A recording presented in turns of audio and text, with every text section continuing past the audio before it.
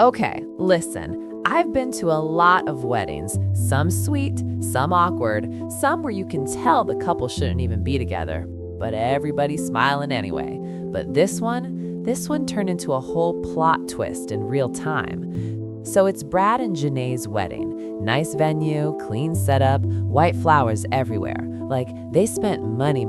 The kind of wedding where you walk in and your voice automatically gets quiet. Janae comes down the aisle looking perfect. Brad is up front, suit fitted, hands clasped, calm face. And at first I'm like, okay, he confident. But later, I realized that wasn't happy groom calm. That was, I already know what's about to happen calm. Because Brad didn't come there to get married. Brad came there to end it. Now, I'm not in their inner circle like that.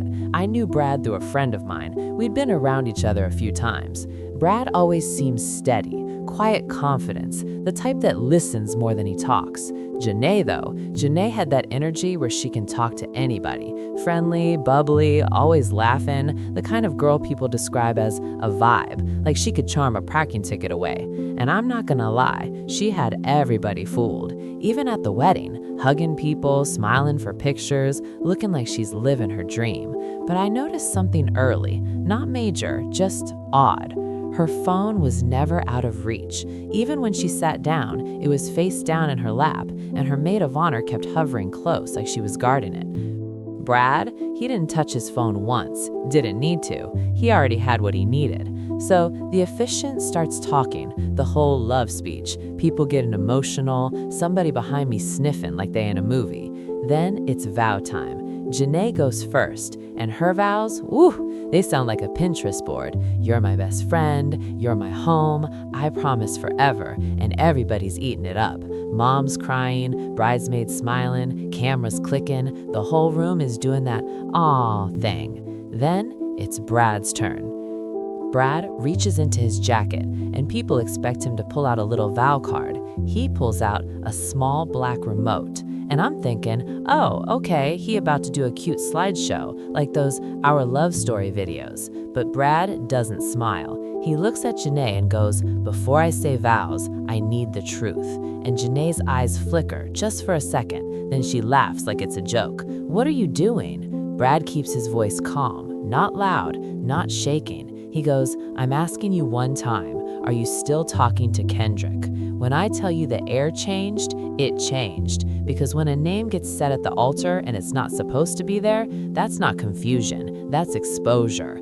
Janae froze. She tried to keep her smile, but it didn't sit right. She goes, babe, this is not the time. Brad says it's exactly the time. Then he looks at the DJ booth, nods once, like it was coordinated, like this wasn't emotional, this was planned. The DJ hits something, and the big screen behind them lights up.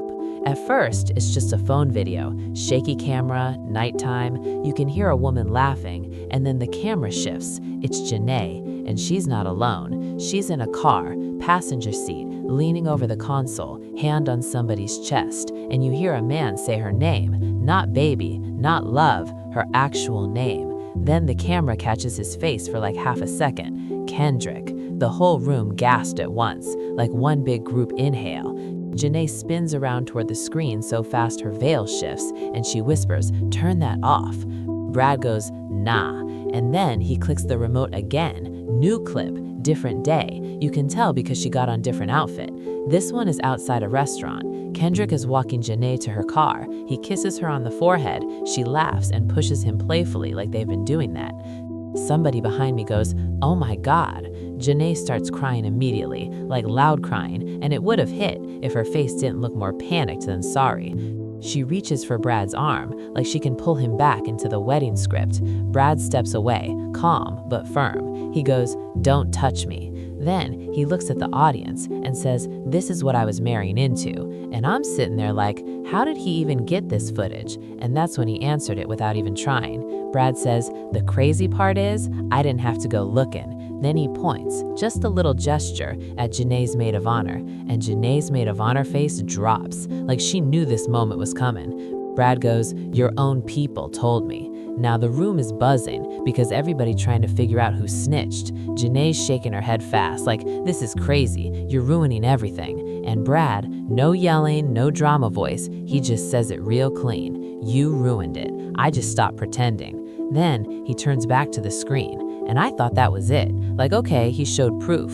No, Brad had a twist. Brad clicks again, and this time it's not a video. It's a screenshot, an email on the big screen. And you know how emails look official, like you can't really talk your way out of them. The subject line is something like payment confirmation. Then Brad goes, since we're here, let's talk about what else you've been doing. And he looks at her and says, you weren't just cheating, you were using me.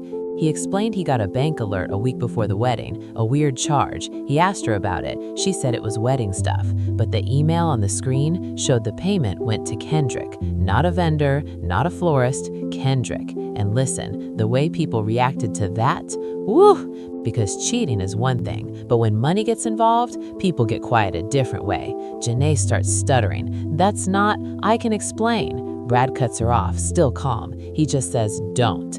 Then he looks at the crowd and goes, I paid for this whole wedding, and she was sending him money behind my back.